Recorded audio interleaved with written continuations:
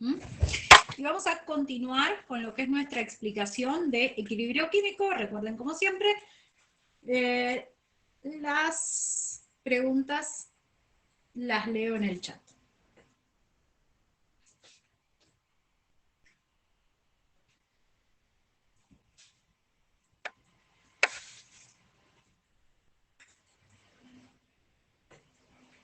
La semana pasada, perdón, la clase pasada, no fue la semana pasada, pero lo que habíamos hecho era hacer un raconto sobre todas las teorías ácido-base. Habíamos trabajado sobre la definición de electrolito, sí habíamos visto teorías ácido-base. Habíamos trabajado sobre la definición y clasificación de electrolitos, y habíamos trabajado sobre el concepto de equilibrio, qué significa que un sistema esté en equilibrio químico, y habíamos diferenciado ese concepto respecto de reacciones reversibles. ¿Sí? Lo que vamos a hacer hoy es seguir avanzando con esto para poder establecer cómo se deduce la constante de un sistema que se encuentra en equilibrio dinámico. ¿Sí? Entonces vamos a recordar qué significa un equilibrio dinámico, porque esto puede llegar a ser confuso.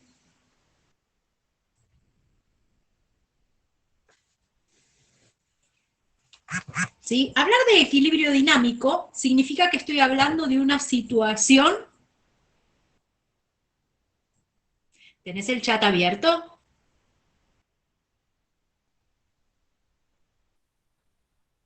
Cerrá el chat.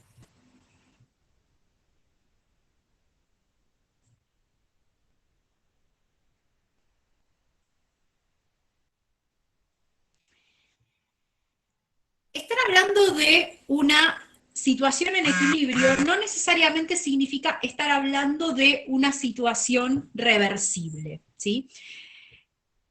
El concepto equilibrio dinámico se define indefectiblemente para reacciones reversibles.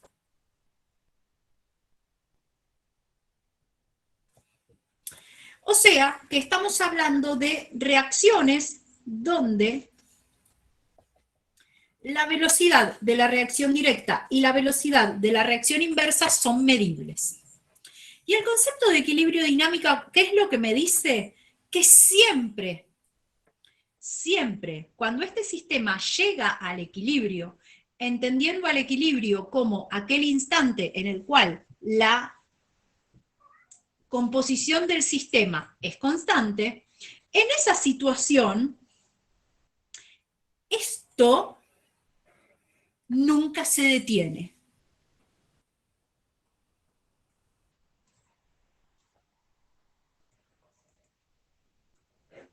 ¿Y qué significa que no se detenga? Que mientras tengo una molécula de A convirtiéndose en B, voy a tener una molécula de B convirtiéndose en A. ¿Sí? Entonces, hablar de equilibrio dinámico significa saber que cuando tengo una reacción reversible en equilibrio, el sistema no es estático, ¿sí? Sino que estas dos reacciones nunca se detienen. Si se detuvieran, la velocidad de reacción sería cero. Y esto no es compatible con el hecho de que la reacción sea reversible.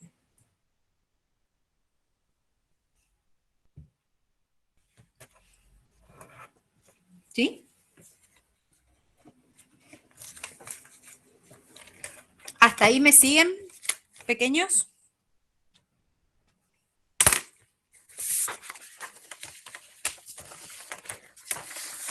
Esperen, porque no estoy viendo el chat. Si no veo el chat, no puedo saber. Ahí está. Ahora sí. Bien.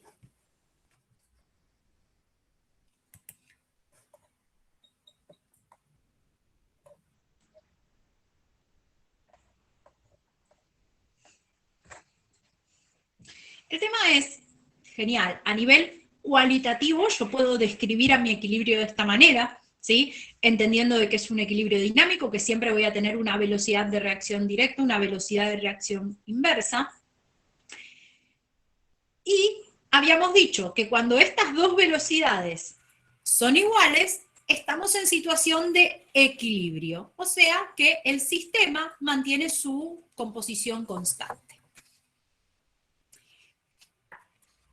Ese instante permitió a dos personas, a dos científicos noruegos, realizar una expresión.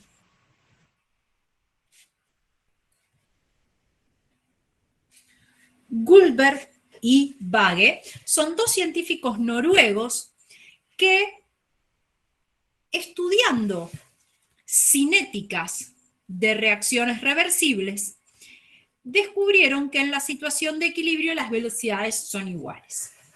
¿Sí? Entonces dijeron, bueno, a ver, si las velocidades son iguales, esto de alguna manera yo lo tengo que poder expresar como una constante, porque si las velocidades son iguales, la composición es constante, significa que de alguna manera yo esto lo tengo que poder expresar matemáticamente. Entonces, esa expresión tiene un nombre y se conoce como ley de acción de masas.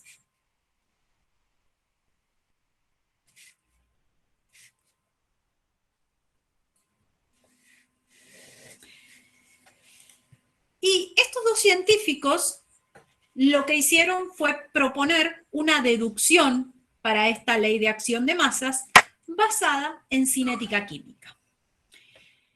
En particular, vamos a hacer esta deducción para una reacción que vimos la semana pasada.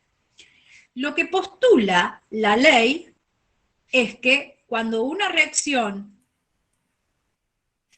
reversible llega a un equilibrio, tengo la posibilidad de describir su composición como una constante. ¿Ven que hay alguien que quiere entrar? Entonces, para hacer esta deducción, nos vamos a valer de esta reacción que la estudiamos la semana pasada.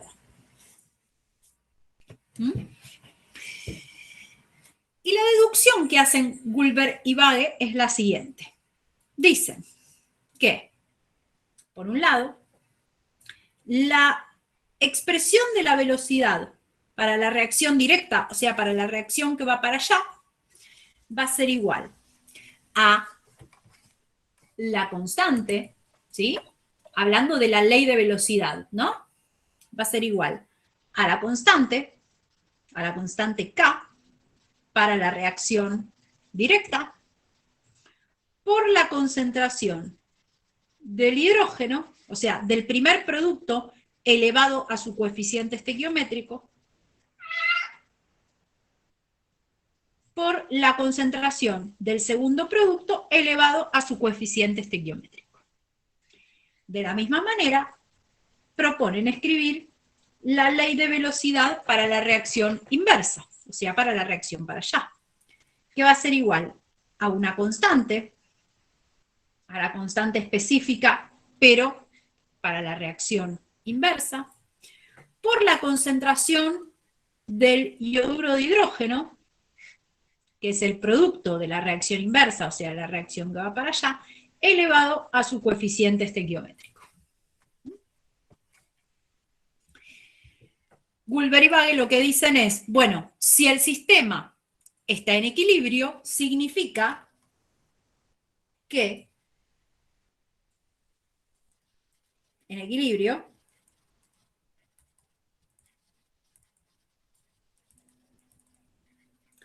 estas velocidades son iguales. Y si estas velocidades son iguales, entonces se pueden igualar las dos expresiones. me queda la constante específica,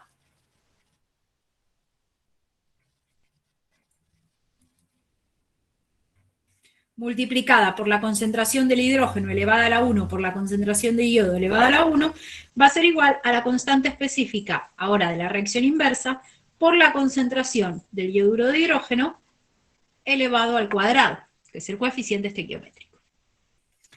Reordenando esto,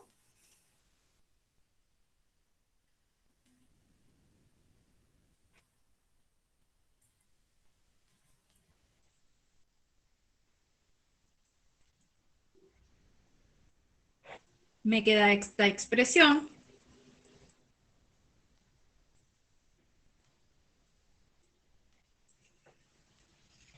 Y esto es un cociente de dos constantes. Cuando yo tengo un cociente de dos constantes, yo sé que todo este resultado va a ser constante.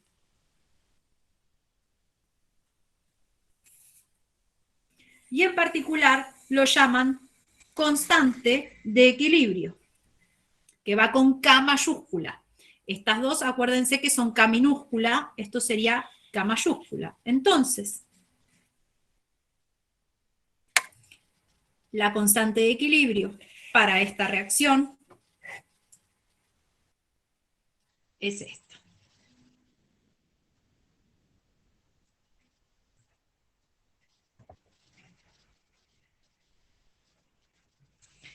Entonces, lo que Gulber y Bagge se propusieron hacer es, a partir de expresiones de velocidad, poder llegar a determinar esta constante. ¿Sí?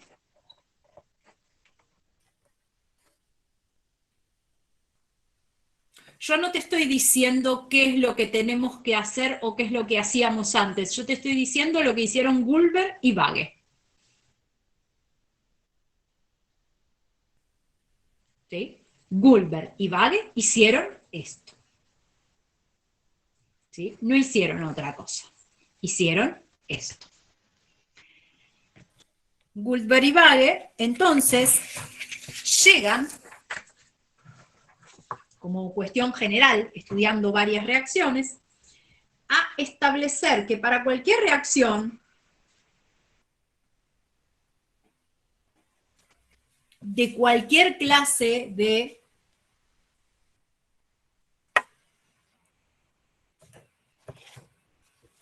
de producto o estequiometría, llegan a que es posible escribir una constante que va a ser la concentración de los productos elevado a su coeficiente estequiométrico dividido la concentración de los reactivos elevado a su coeficiente estequiométrico.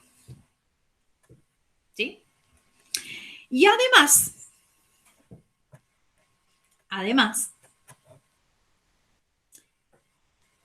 llegaron a la conclusión de que si algún reactivo o producto se encuentra en estado puro, que sería, por ejemplo, si está en estado líquido, si está en estado sólido, no va a la constante de equilibrio. ¿Y qué significa esto? Que si alguno de estos fuera un líquido o un sólido, lo que hoy se denomina como fases condensadas, a la constante no van a ir. ¿Sí? Esto fue lo que hicieron Gulber y Bagge. En el año, esto es un resultado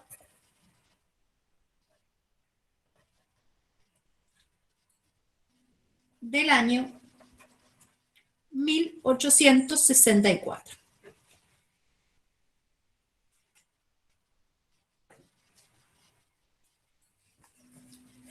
¿Sí? No es solo para gases.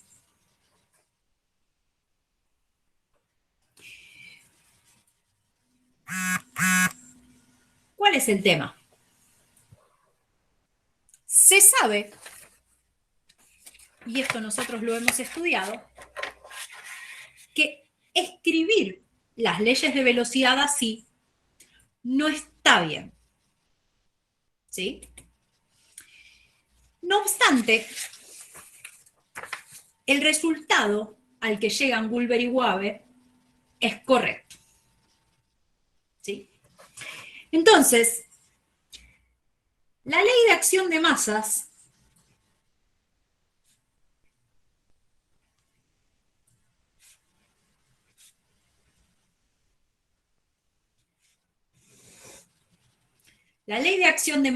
es una expresión del estado de equilibrio del sistema.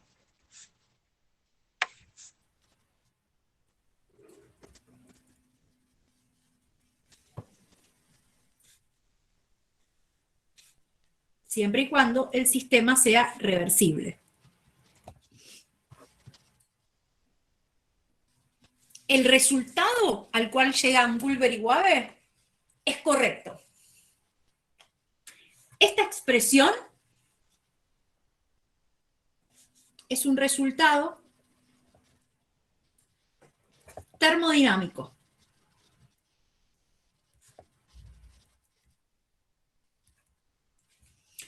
O sea, la constante de equilibrio es una variable termodinámica.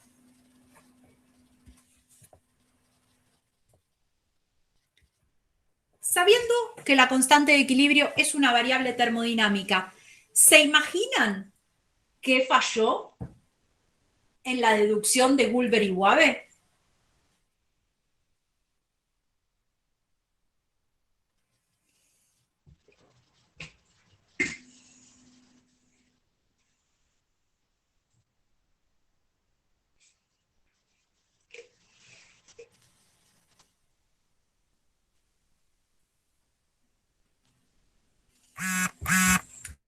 La cinética. El haber metido cinética. En realidad, en 1864, cuando se publica esto, el estudio de la termodinámica era bastante limitado. En cambio, el estudio de la cinética se había avanzado más. Entonces, cuando publican esto, se lo considera como válido, justamente porque esto de acá es verdad. ¿Sí? Esto es una verdad y vale siempre. El tema es, yo nunca puedo, a partir de verdades cinéticas, llegar a constantes termodinámicas y viceversa. A partir de termodinámico no puedo llegar a cinético. Por eso la deducción falla. ¿Sí? Pero lo que falla es la deducción. El resultado es cierto y esto es lo válido de Gulber y Wabe y por eso se sigue usando hasta el día de hoy. Porque ellos, más allá de emparentar con las leyes de velocidades, estudiaron si esto se mantenía. Entonces, el aporte que hicieron a la ciencia es extremadamente importante porque permitieron generar expresiones del estado de equilibrio en reacciones reversibles y la realidad es que la mayoría de las reacciones son reversibles. Así que el tema es que a partir de termodinámica no podemos llegar a resultados cinéticos y a partir de cinéticos no podemos llegar a resultados termodinámicos. ¿Y por qué es esto? Porque ya lo vimos antes, pero lo volvemos a decir porque es súper importante. Son puntos de vista diferentes para describir el mismo sistema.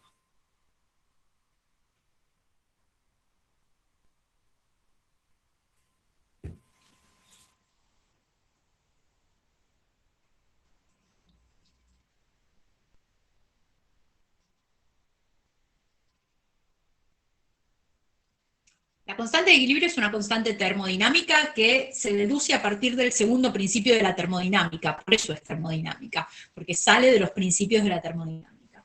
Hasta donde tengo entendido, ustedes van a ver los principios completos de termodinámica en procesos, así que no puedo hacer la deducción oficial de la constante de equilibrio. Primero porque no tienen las herramientas matemáticas y segundo porque es mucho el concepto que hay detrás para llegar a esto.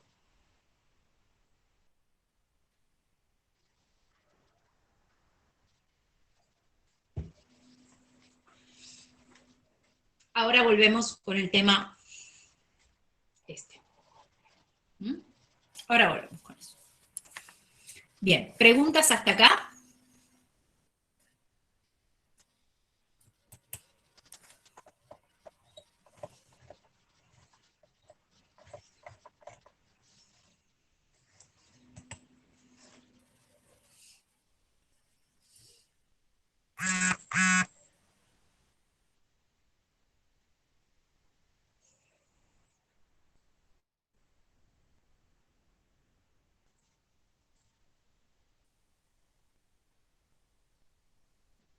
De forma cinética no siempre se va a llegar al mismo resultado y la cinética y la termodinámica no están estudiando las mismas cosas. ¿Sí? De la misma forma que la química y la biología no estudiamos lo mismo, ¿sí? Con el mismo punto de vista, porque a los químicos nos interesa la respiración desde el punto de vista de que es una reacción redox, a los biólogos les interesa la respiración desde el punto de vista de cómo funciona la célula cuando respira. Esto es lo mismo. La cinética y la termodinámica son aspectos de la ciencia separados.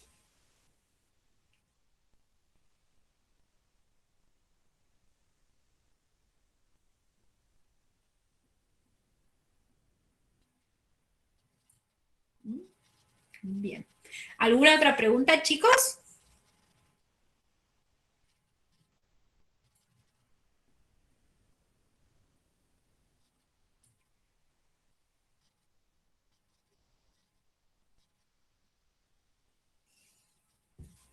Sí, no, se me cortó el chat.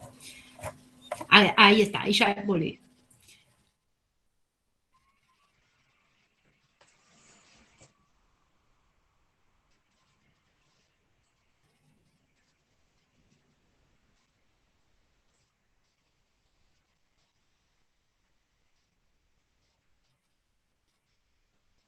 Matemáticamente la deducción está bien, ¿sí? Empiecen a separar lo que es algo correcto desde la matemática a lo que es incorrecto desde el concepto.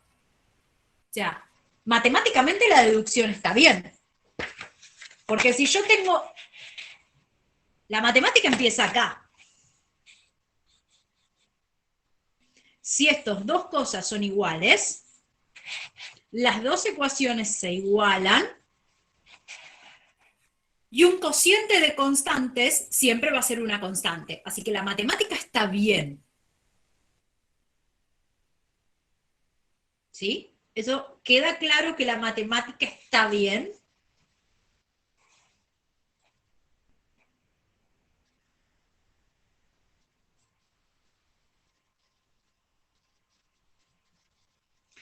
Aplica cosas que no están en las ecuaciones originales. ¿De qué cosas te estás refiriendo?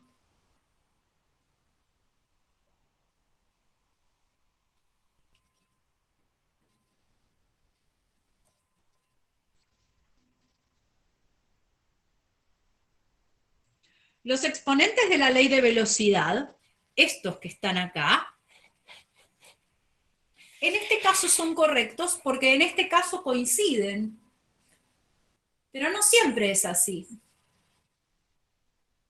¿Sí? Pero independientemente de que si son correctos o no, lo que tienen que entender es que la deducción desde el punto de vista químico no es correcta, pero el resultado al cual llegan lo es. Porque el resultado es correcto.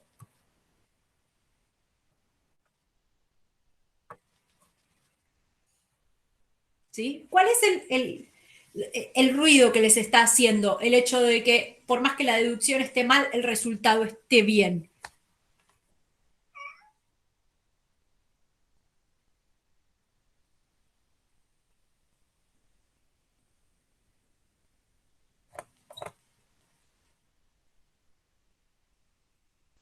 Porque en 1864 Gulber y Bagge hicieron eso.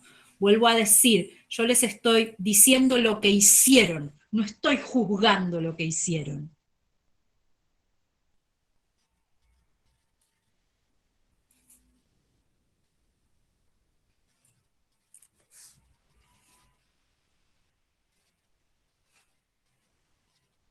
¿Sí? 1864.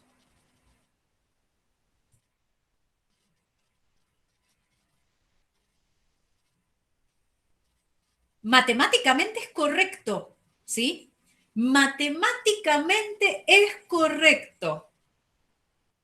Y el resultado, este resultado es correcto, fue verificado. Este resultado es correcto. Lo que está mal es la deducción, porque está mal el fundamento en el cual se basa la deducción, y es que los órdenes de velocidad son iguales a los coeficientes estequiométricos.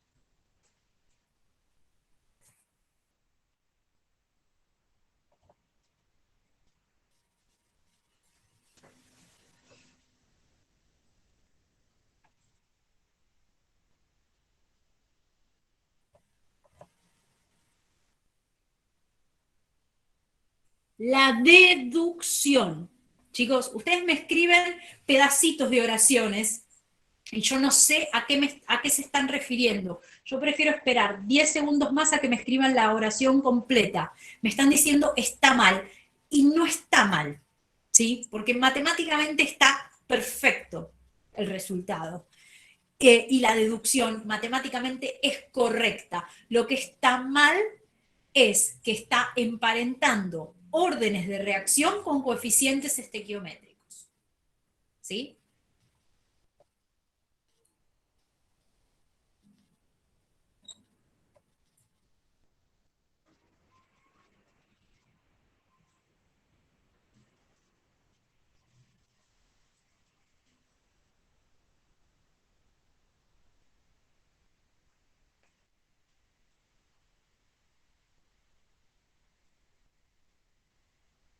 ¿Qué está mal? Voy a preguntar, porque me dicen, está mal porque incluyeron la cinética. ¿Qué está mal? ¿Qué es lo que están interpretando que está mal?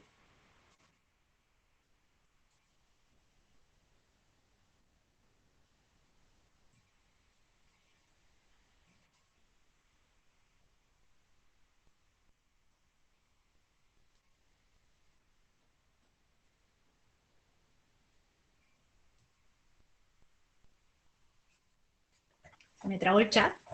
Porque no estoy recibiendo nada más.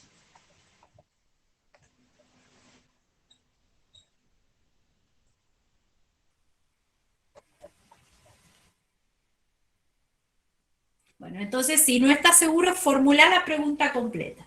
Como digo siempre, una oración con sujeto y predicado, como nos enseñaron las profesoras en castellano.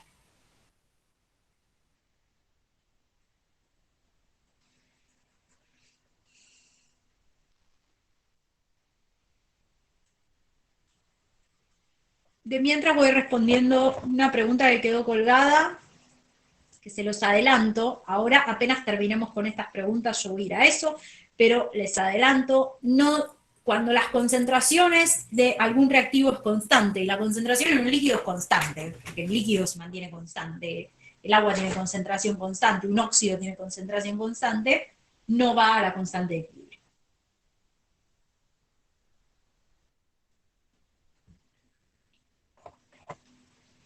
Bien.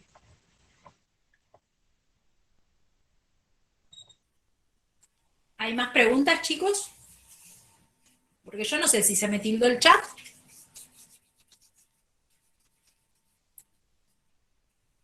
¿No? ¿Avanzamos entonces?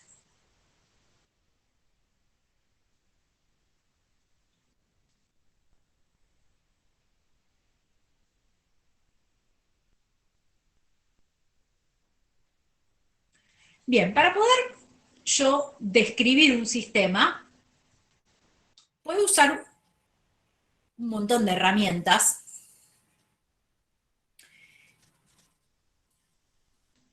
Ya estamos viendo acá una herramienta termodinámica, vimos ya herramientas cinéticas, pero lo fundamental de cualquier sistema para poder ser descrito es lo macroscópico, o sea, lo que podemos ver. Y a partir de lo macroscópico, nosotros vamos a poder describir al sistema como homogéneo,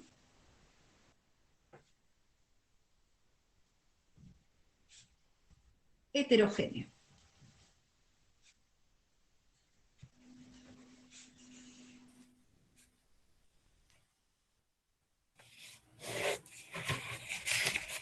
La misma clasificación que usábamos en tercer año para los sistemas materiales se sigue aplicando acá, y yo voy a definir a los componentes de un sistema que está reaccionando en función de sus estados de agregación.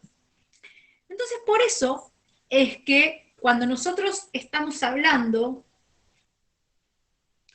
de, por ejemplo, esta reacción, de cualquier reacción en realidad,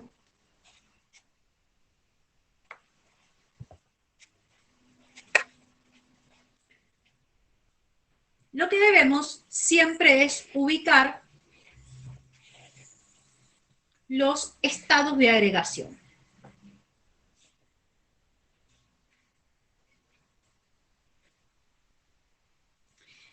Una reacción que no tenga indicados los estados de agregación de todos los reactivos y de todos los productos va a estar mal.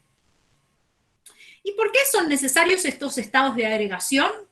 Porque en función del estado de agregación es que yo voy a poder escribir la constante que define este sistema. Entonces, vayamos a un sistema sencillo, para ya empezar a adentrarnos a qué clases de sistemas vamos a estar estudiando en esta materia. ¿Sí? Entonces, empecemos con un sistema sencillo, por ejemplo, un ácido. Vamos a usar el ácido nitroso.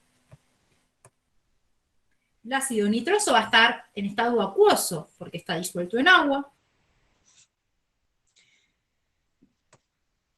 Reacciona con agua, según la teoría de Bronsted-Lowry, para formar la base conjugada, que es el nitrito, que va a permanecer en estado acuoso, y el hidronio, que va a permanecer en estado acuoso. ¿Sí? Esto es lo que se denomina un equilibrio homogéneo. ¿Y por qué es un equilibrio homogéneo?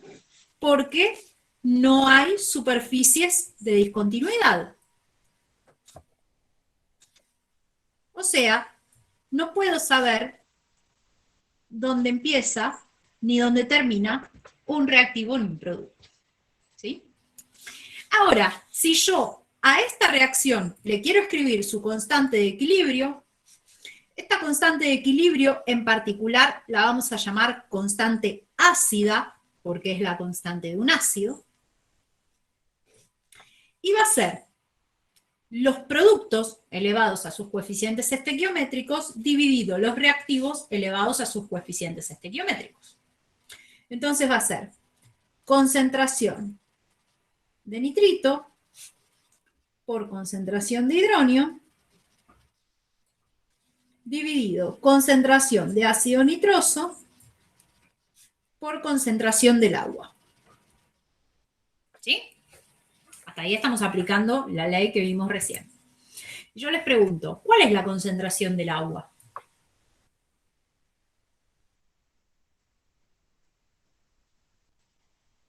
No sé, me encantó.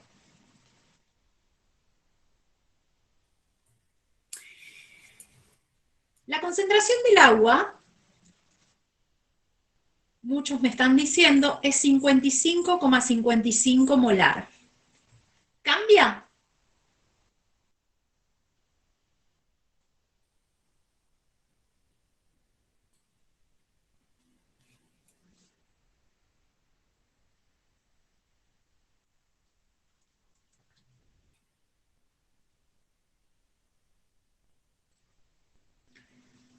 La concentración no cambia.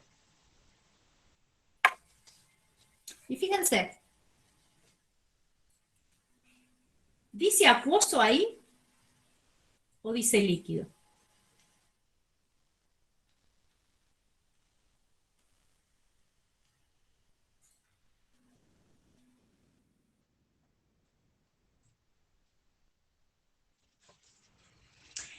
Hablar de concentración del agua es ridículo.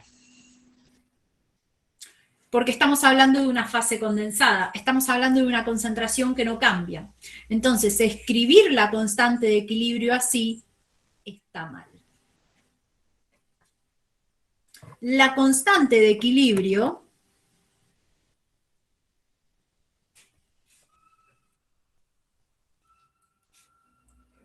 se define en función de las concentraciones de las especies de productos y reactivos que se modifican o que podrían eventualmente modificarse.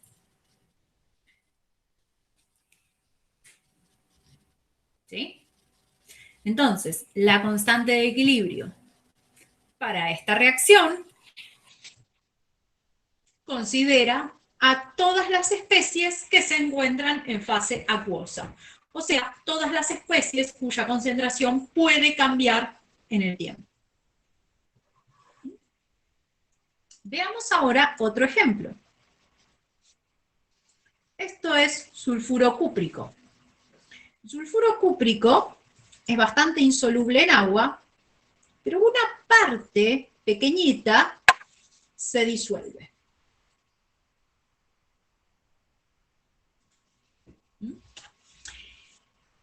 Sulfuro cúprico está en estado sólido, en tanto que sus iones están en estado acuoso. Esto es un ejemplo de lo que se denomina equilibrio heterogéneo.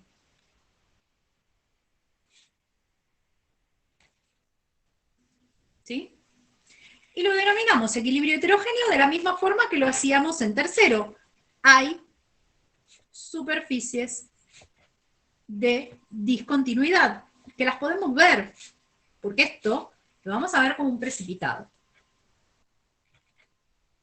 Y ahora yo les pregunto, ¿la concentración de un sólido cambia en el tiempo? O mejor dicho, ¿es posible definir la concentración de un sólido?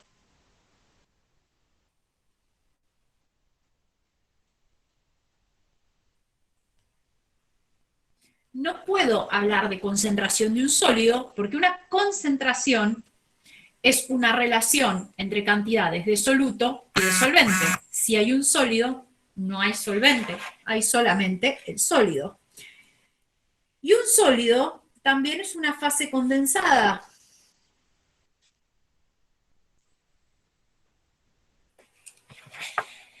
Entonces no lo vamos a expresar en su constante de equilibrio. La constante de equilibrio se llama, en este caso, constante de producto de solubilidad.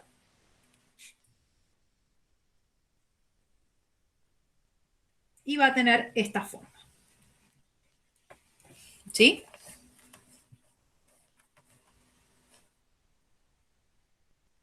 Ahora, les pregunto, si yo tengo un gas disuelto en agua, por ejemplo, dióxido de carbono, ¿puedo medir la concentración de ese gas?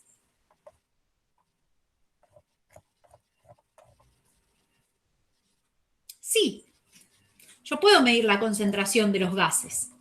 Entonces, los gases sí van a entrar en las constantes de equilibrio. ¿Sí?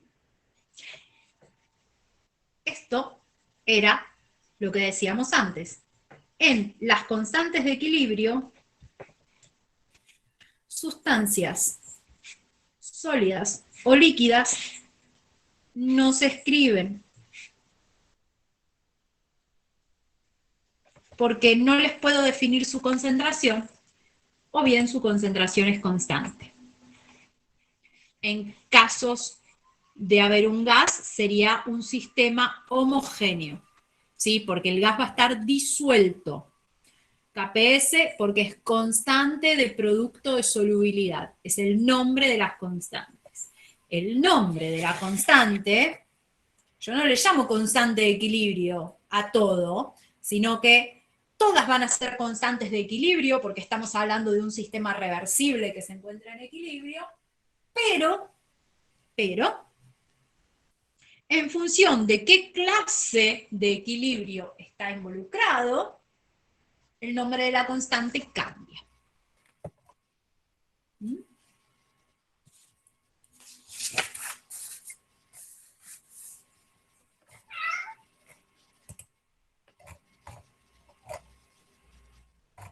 Bien, consultas hasta aquí.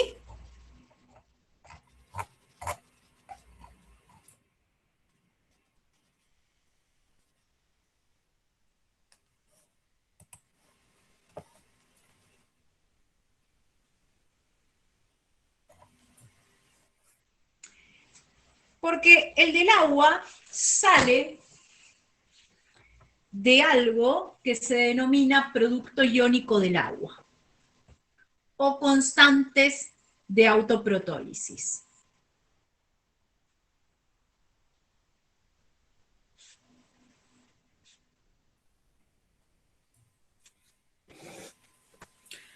Habíamos estudiado la semana pasada, la última clase, que un solvente puede reaccionar consigo mismo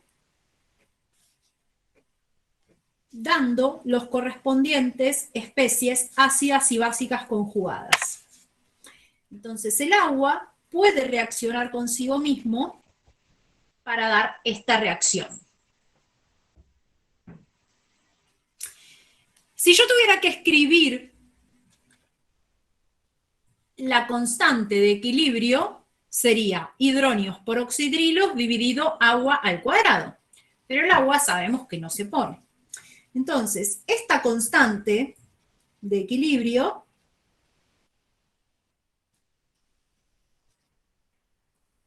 se escribe así. Se denomina KW. Y es una constante extremadamente importante porque esto está siempre presente en cualquier sistema acuoso. ¿Sí? Y esto, al igual que todas las constantes que escribimos hace unos minutos, sale de la ley de acción de masas. Cualquier solvente puede realizar autoprotólisis, porque autoprotólisis significa que hay una reacción con los protones. ¿Sí? Las sustancias que están en fase condensadas no se ignoran, ¿sí? No se expresan en la constante porque por definición no les puedo establecer una concentración. ¿Sí? No se ignoran. A partir de esto es que se define que el agua es 55,55 molar. Pero no tiene sentido, cuando estamos hablando de soluciones acuosas, hablar de concentración del agua, porque el agua es solvente, no soluto. ¿Sí? La particularidad del producto iónico del agua es que este valor es fijo y es 10 a la menos 14 siempre y cuando estemos a 25 grados centígrados. ¿Sí? Como toda variable termodinámica, cambia su valor con la temperatura. Pero de acá sale el 55,55 molar. Que este resultado es extremadamente importante, porque ese resultado es el que vamos a estar usando durante toda la materia, ¿sí? Y este resultado es un poco el que se usa para definir algo que se denomina escala de pH, ¿sí? El pH, ¿qué es el pH? Yo sé que lo estuvieron viendo en otras materias, así que díganme, ¿qué es el pH?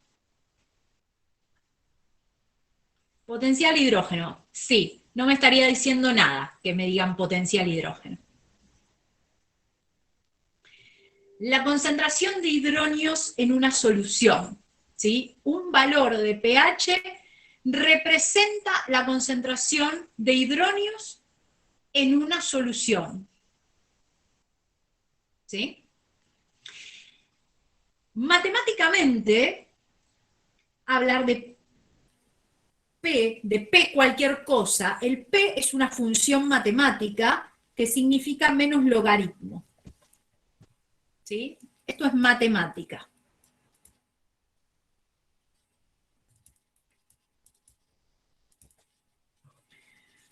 Los números de concentraciones de hidronios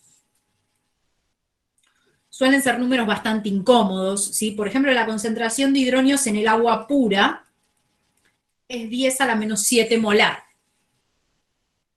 ¿sí? Decir que el pH me indica que la concentración es ácida o básica, en realidad es una consecuencia de esto, ¿sí? No estoy tan de acuerdo en decir solo eso, más allá de que se use, ¿sí? El tema es, los valores de concentración suelen ser bastante incómodos. Entonces, lo que tiene que cuando yo a esto, decir esto es lo mismo decir que el pH es 7, ¿sí? O sea, ¿qué es el pH? El pH es una escala que deviene de aplicar el menos logaritmo a la concentración de iones hidróneo de una solución, ¿sí? O sea, es una forma sencilla de trabajar con números cómodos,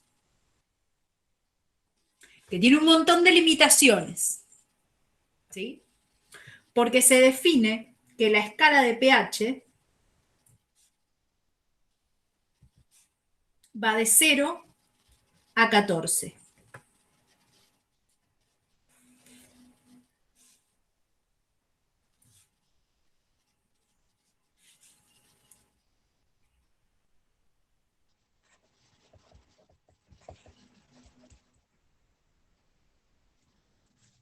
Y no es tan así, ¿sí? Por eso me detengo en este punto. Yo sé que lo ven en instrumental, porque en instrumental ustedes estudian potenciometría, entonces claramente que estudian pH, ¿sí? Y es razonable y está buenísimo que tengan esa introducción, pero yo lo que les digo es, tengan cuidado. La escala de pH en solución acuosa se define entre 0 y 14. ¿Sí? Pero en realidad, hablar de pH significa aplicar esta función, la función P, que es una función matemática, a la concentración de hidrógenos. El pH, como expresión matemática, es el menos logaritmo de la concentración de hidrógenos. ¿Sí? Eso es el pH. ¿Por qué se usa el pH? Porque es práctico. Nada más. Porque es más fácil hablar de pH 5,2 a hablar de una concentración de 2,5 por 10 a la menos 5. ¿Sí? Por eso se usa el pH. Pero tengan cuidado, porque en algún momento se van a encontrar con pHs negativos o con pHs de 25 y no van a entender de dónde salen. ¿Sí? No es tan así. En solución acuosa podemos trabajar de esta manera nosotros nos vamos a mantener en este rango porque el objetivo de esta materia es el trabajo con soluciones acuosas. Pero sepan que es mucho más amplio. Bien. ¿Preguntas hasta aquí?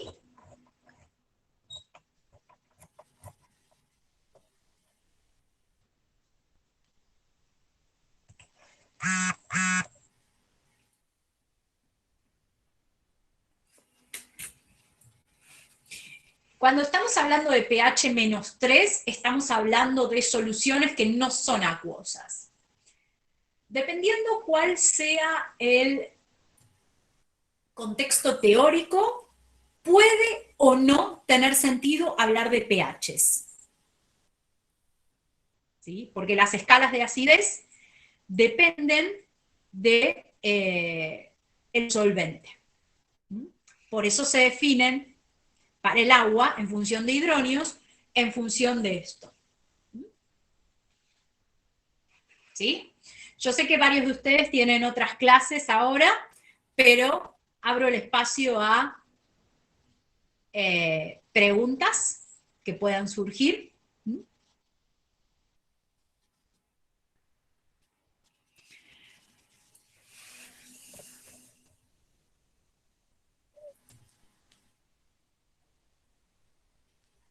No podés tener 10, 25 en solución acuosa, no podés tener por encima de 14, estando a 25 grados, no podés tener por encima de 14 en solución acuosa.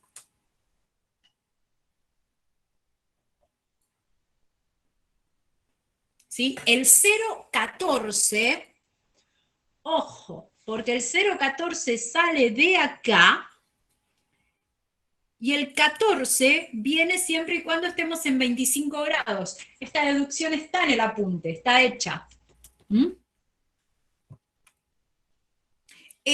La función P la podés usar en todo lo que se te antoje, porque la función P es matemática, es aplicarle el menos logaritmo a algo.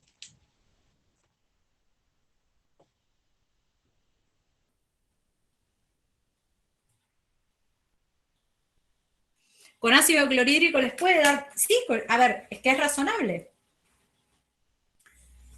Pasa que justamente la limitación de la función P es matemática. ¿Sí? Porque el logaritmo tiene definido cotas matemáticas. Entonces, por eso es que les digo, es una función matemática. Trabajar en escalas P es muy útil, porque la escala logarítmica es extremadamente útil, linealiza un montón de cosas, pero es matemático. Había una duda sobre la tarea.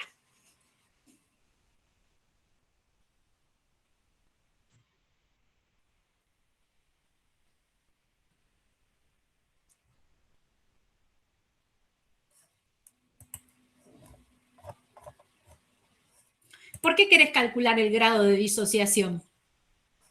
Yo en ningún momento les pido que me calculen el grado de disociación.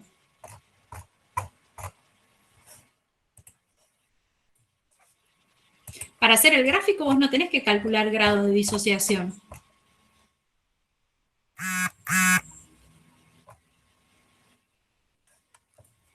El gráfico es cualitativo.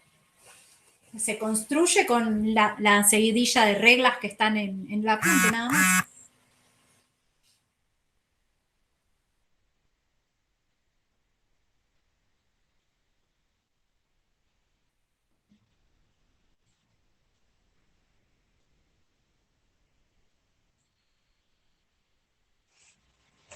No. Es grado de disociación. Punto. Y fíjate lo que te dice el apunte. Ubicar en eje de ordenadas los valores para constante 0, 0,5 y 1. Ubicar en el eje de las abscisas de pH 0 a 14. Ubicar como un límite vertical el valor del P constante de equilibrio en el eje de las abscisas. En el valor de P constante de equilibrio, el grado de disociación es 0,5 para las especies involucradas en ese equilibrio. La cantidad de cada especie, por regla general, será relevante hasta 2 órdenes antes y 2 después del valor del P cada equilibrio, lo cual equivale a 2 puntos de pH. Trazar el gráfico y señalar en cada lugar cuál es la especie correspondiente.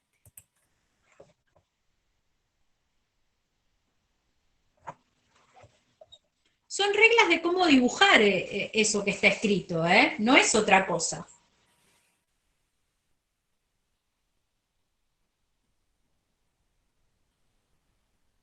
No tienen que calcular nada salvo el valor de la pK.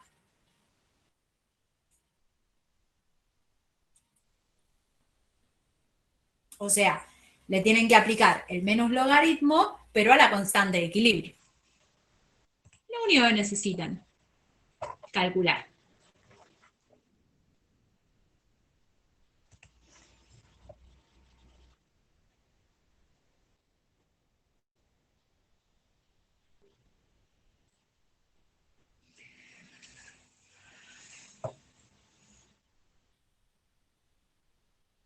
No entendí la pregunta. ¿Qué significa cuantitativamente preciso?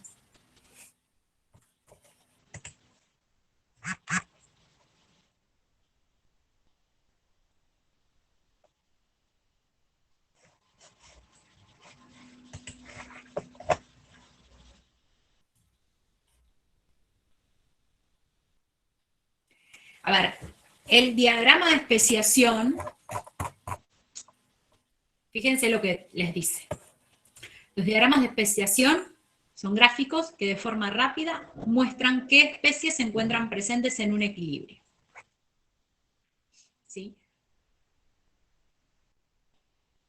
Entonces, si estamos hablando de un ácido, yo tendré que poner ahí todas las especies del ácido. Si el ácido tiene 2 constantes, tendré que poner todas las especies correspondientes a esas 2 disociaciones. Es todo en el mismo gráfico, porque el diagrama de especiación le pertenece a la sustancia. Entonces, si estamos hablando del diagrama de especiación, por ejemplo, del ácido sulfúrico, va a ser un solo gráfico, con las 2 disociaciones.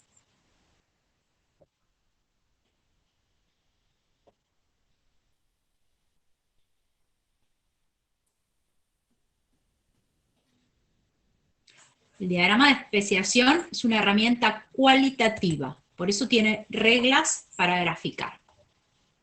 Y la forma que tiene que seguir es como la del ejemplo que tienen en la guía. ¿Sí? Es una herramienta cualitativa, no es una herramienta cuantitativa. ¿Sí? Para la herramienta cuantitativa están las curvas de titulación, como las que han visto en instrumental, y el año que viene van a ver en cuantitativa.